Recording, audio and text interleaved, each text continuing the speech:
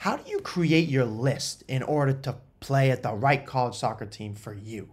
I'm the college soccer guy and I help you play college soccer. Let's get into it. So when you're creating your list of schools, I like, especially if you're playing in the NPL, E64 levels, even if you're playing MLS Next or ECNL, the same is true.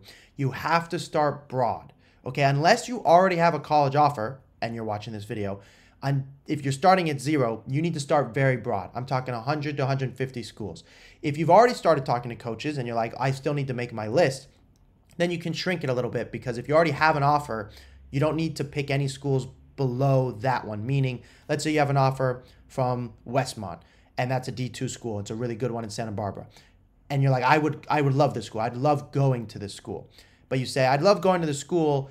Therefore, don't reach out to any more Division 3s. You're like, this is my favorite school. I don't want to play at a lower level than this. Then you don't put any D3s on your list. Start with only other better than D2 schools that you would want, or Division 1 schools.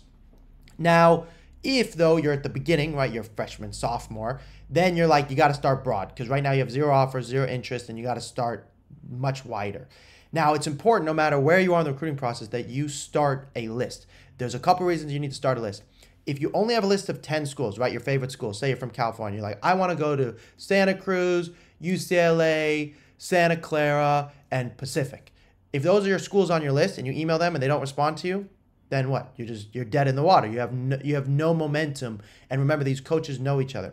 I need you getting interest from many different schools you've never even heard of, schools maybe you don't even want to go to, because the world is really small. And there's 2 reasons why you have to go to get interest in schools that maybe you don't want to go to. Number 1, you don't have the privilege to play college soccer. Okay, you have to earn that. So if you really, really want to play college soccer, that's your dream, well, then you have to get interest from anybody that will say yes to you. So that's where you have to start. Now, if you're like, I'm only willing to play college soccer at the following schools, you still have to start in that same place of being willing to be open-minded to everywhere, because you have to get a lot of interest leading up to the interest of schools you want. So if you say want to play at Division 1 level and they get on a call with you and they're like, how's the recruiting process going? You go, you're the first one that took my call. They're going to be like, that makes me uncomfortable.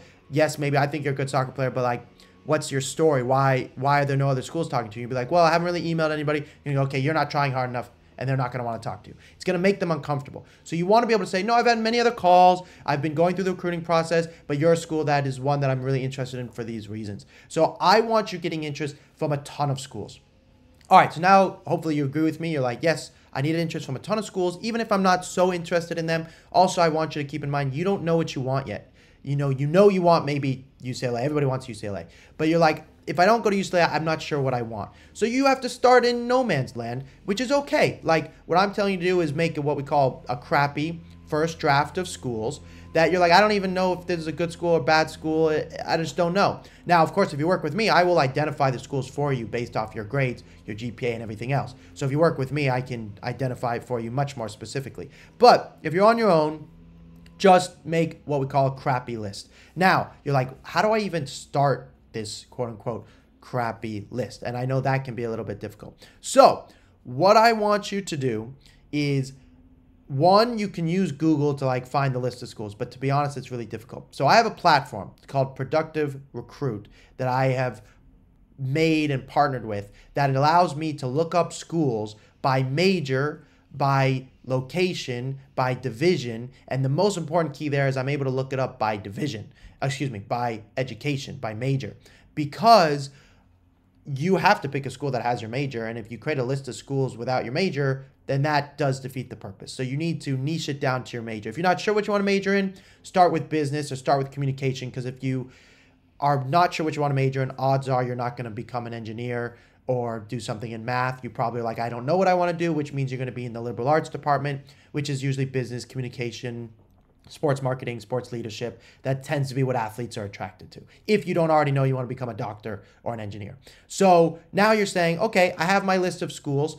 I've used this platform. If you want that used to that platform, you have to work with me, and then I can give you access to it. And it works like this. Basically, we can go in, we could click here Division 1, then we can click here men's soccer, and then we click biology, and there's every single school here with every single program that has biology. And then within 2 seconds, we can start picking at random. Now, when I say random, you can see on this list how much the school costs, what location it's in, whether you've heard of it or not heard of it. But remember, I want you to create a really big list. I'm talking 100 to 150 schools. And what's beautiful is you can just highlight all this, copy, paste it, and then put it into your College Soccer Guide program. Or if you're using another platform of your own, you can put it there too. That way you can stay organized. So this is what we kind of call creating our mass email list. This is the creating of the list. Now, if you work with me, I have a recommended list based off of the majors, right? There's so many schools. How do you know which are good or bad? I've gone through the schools myself over the course of time. It's constantly being updated, and I'm going, hey, this team did really well last year. This coach is a great person.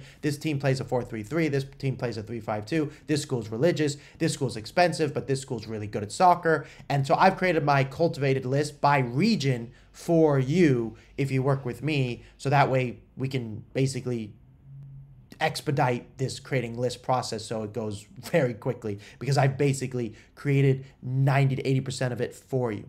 Now, odds are, even if you create this list, there's a 10 to 15 schools where you're like, these are the schools I really want to go to, and these are the schools I think I would like. That's super helpful, okay? The reason it's helpful is because we are going to talk about how to write an email to this huge list of yours. Some of those emails, you're going to do a copy and paste method where you're going to say something interesting about the other school, but for the schools you really care about, the schools you care about the most, you are going to spend a lot more time on those because, of course, you like them.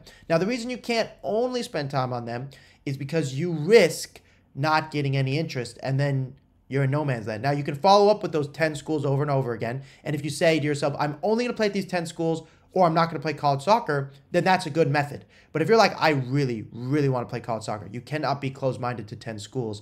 It won't get you recruited. So the better thing to do is to do this all at once. And I have to say, if you do this method like 2 or 3 times, meaning you create your list, then send out an email, create a new list, it's going to be really complicated. You're not going to remember what is what. So that's why when I work with my students, the very first month that we're together, we call building the house. We're going to create the list. We're going to create your templates. We're going to get organized. Then we're going to fix your video. Then we're going to press send. So we only press send one at a time. And this is called bulking. And they do this in the business world, where basically you're going to bulk tasks. So we create the list. That's bulking a task. You're going to get organized. That's bulking another task. You're then going to send emails. That's bulking another task. Then you're going to respond to emails.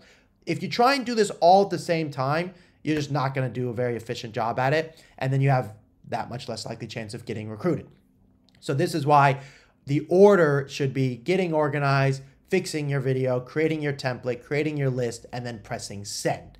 And that's obviously what I want to help you guys with throughout this recruiting process. So if you give me a call, I can help you expedite this exact process. Now, I have to say, this video, and I made another video about staying organized, this is, if you have a method, my method, I think, of course, is the best. And so I would encourage you to use my method.